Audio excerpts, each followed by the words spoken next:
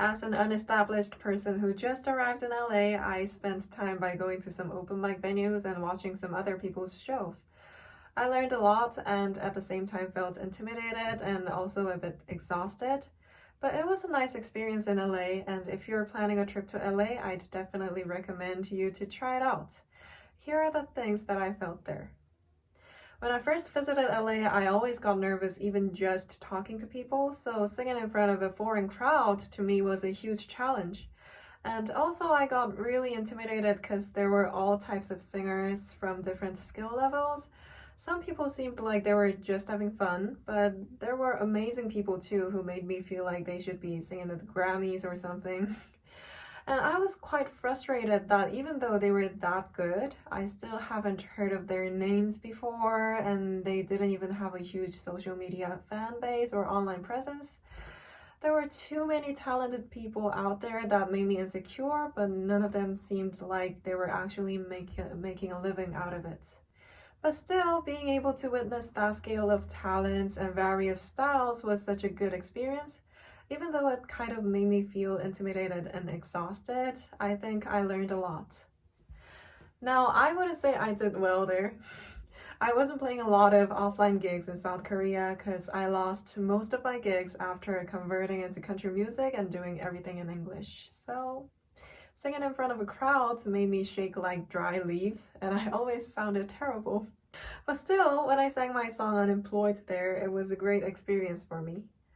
When I wrote the song, I wanted to be a bit funny yet sarcastic while telling a little depressing story about me getting fired from a small company.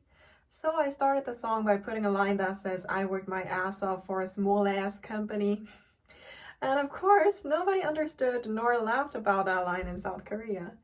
So I was used to singing this song in quite serious tone. But when I sang that line out in America, the crowd got the line and laughed.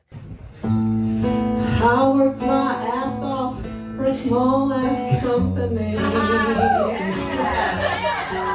Well, that wasn't cool, but I kind of liked the job. So that was such a nice memory for me. People finally got it.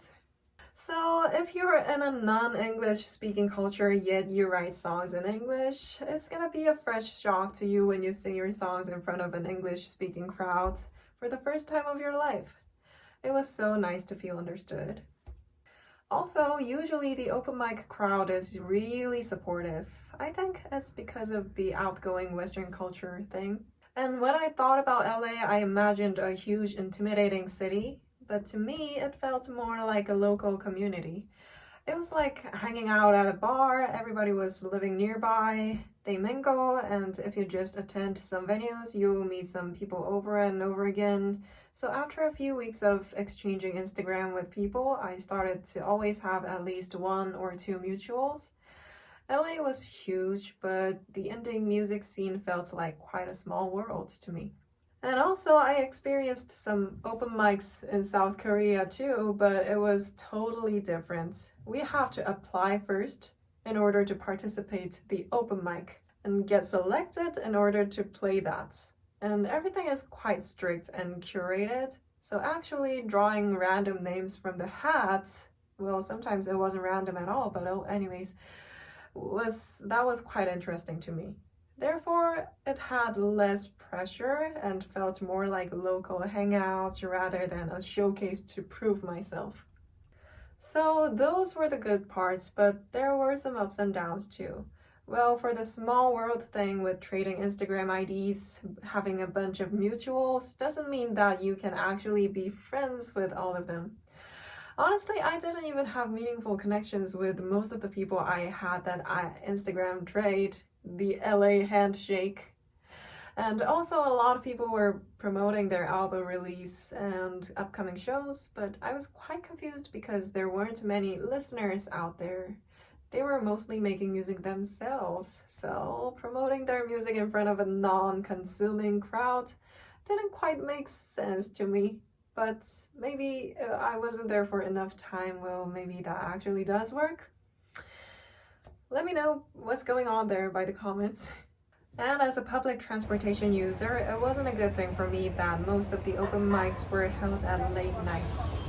Also, if you're new there, the hosts are gonna call your name almost at the very end, so you don't leave early. But I needed to leave early in order not to miss the bus. So if you don't have a car and can't drive, it can be a bit rough. And most of the times, you're gonna have to buy something from the venue in order to participate. Well, if it costs me only one drink, that's fine, but when you go out there often, it can be a bit of a pressure on your wallet too. Or when it's held in a restaurant, I felt so bad that I wasn't ordering dishes because most of the times they're gonna promote ordering dishes to support the venue.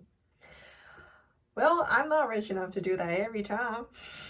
So, okay. So for the conclusion, the open mic experience in LA had a lot of dimensions, but I think you should definitely give it a shot. But it's not like you were singing at a small town bar and suddenly a CEO of a huge record label signed you kind of thing. And people told me that it became much smaller after COVID. So I didn't see any big opportunities, at least during my stay there. But it's a nice way to practice singing in front of a crowd and share songs and stories with other people from diverse backgrounds. And also, hanging out with people could look a bit superficial and sometimes not that meaningful. But still, you can meet interesting new people there, and I actually did meet some great people there, and I'm still keeping in touch with some of them. And I had such a great time in LA because I went out there and met those people who took me to places I wouldn't have been able to go all by myself. So if you ever visited or lived in LA or experienced an open mic event anywhere, I'd love to hear your thoughts and experience about that by the comments below. And I'll post some more LA stories and songs that came out of them. So if you're interested, don't forget to subscribe and see you soon.